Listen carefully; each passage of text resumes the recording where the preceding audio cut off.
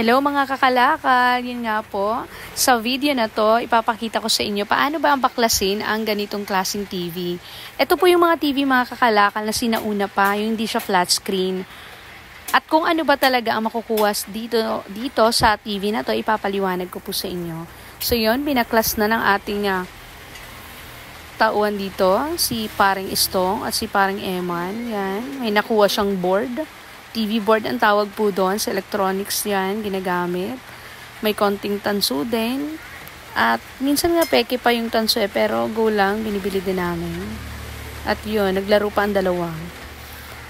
At yun mga kakalakal, kapag nakuha na namin yung konting plastic, may tanso at TV board, ang ginagawa po namin dyan ay binabasag na namin para hindi siya maespasyo sa sako.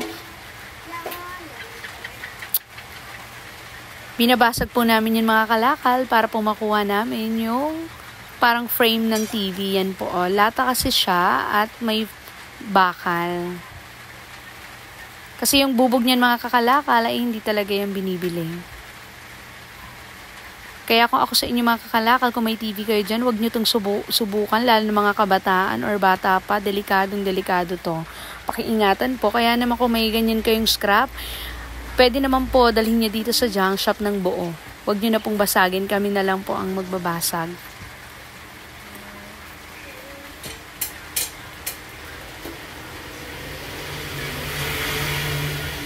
So yun nga po, nakuha na namin yung konting lata at bakal dyan na frame.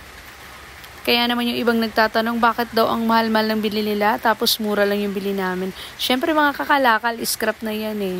Wala na tayo, hindi na maibabalik yung 5,000 mong bili dyan.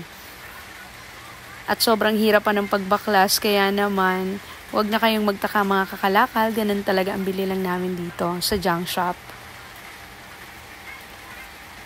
At yun na nga, nakuha na namin. Parang kumbaga na chop-chop na namin yung mga plastic bakal, konting tanso at board. So yun, ang mga ganito naman mga kakalakal na TV ay murang-mura kasi plastic lang makukuha namin dyan. Kaya naman mga kakalakal, kung meron kayo dyan mga sirang appliances, mag-message o kaya bumisita dito sa RB Junk Shop at gawin nating pera ang yung mga basura.